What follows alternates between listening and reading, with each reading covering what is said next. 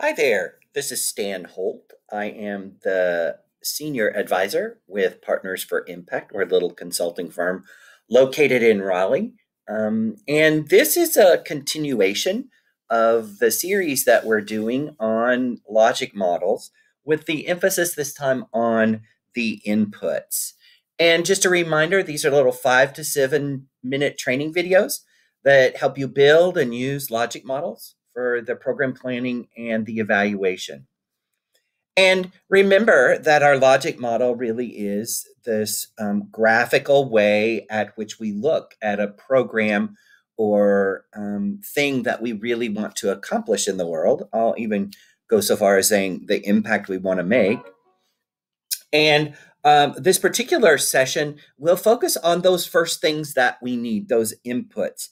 And if you'll recall, when we first introduced the concept of logic model in our first little training, we talked about how logic models were comparable to building cookies or making cookies.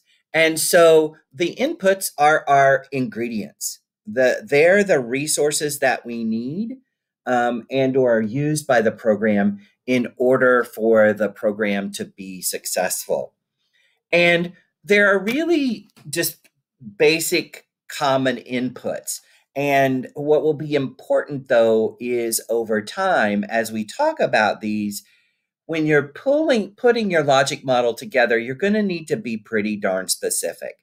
So, first of all, are particularly in human services, uh, people are a big input. People and their time and what they do with their time. Huge piece of what is needed. Now, sometimes that will be specific staff. And in a logic model, you're probably even going to need to specify the staff that you need in your program.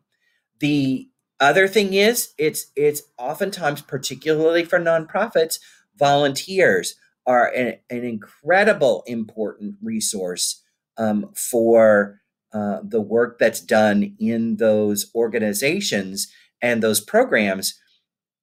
And I'll get to that in a little bit when we talk about the budget. The other common element are materials and or equipment. Computers, phones. There may be a curriculum that you need. There may be materials that you need to produce that, say, 1,500 marketing material or brochures about your program for the engagement pieces. There may be written materials that you design for your program participants. All those things are part of the inputs that you need. The other thing is space, facilities. Oftentimes, that may be just an office space in a particular program, or it may be something bigger, as in a gymnasium, right? That could be a huge program or a huge element that's needed for your program that you're going to be providing if you're, say, a community center, right? The gymnasium that's needed there. So as we begin to think about these, we think about all those things that our program is going to be needing. And we oftentimes short change the list of inputs, but really think about this and be detailed and think about what you need. You're going to need money, and I'm going to talk about money in two ways. Here, as an input, money is needed for things like programs that provide, say, cash assistance. Say you're a basic needs human services organization, you're going to provide rental assistance in the amount of $250 a month for 3 months to families that show up, right? So, right there, you need $750 for the families that you serve. And in your inputs, you're going to need the number to know the number of families you're going to serve, which also on some level we need to remind ourselves that that falls into the people category. The participants are people too. Forgot that until just now. So that's important to remember. but you're going to need that cash assistance as a means. That's what you're going to need. Now, all of these things are going to require money. And that's the big element when we're putting a logic model together and we're thinking about a program or we're creating a proposal to a funder. We need to build our budget. And the place we build our budget is with those inputs, right? So it's going to help you define the staff that you need. And the beauty of it is that depending on your sophistication with your fundraising activities, it can help you define very specific things. If you have a donor that really wants to invest in, really making sure that their donation gets to people, you can say, great, I need $750, and that's going to go straight to one family, right? So it helps you define some of those specific elements that you need, funding for.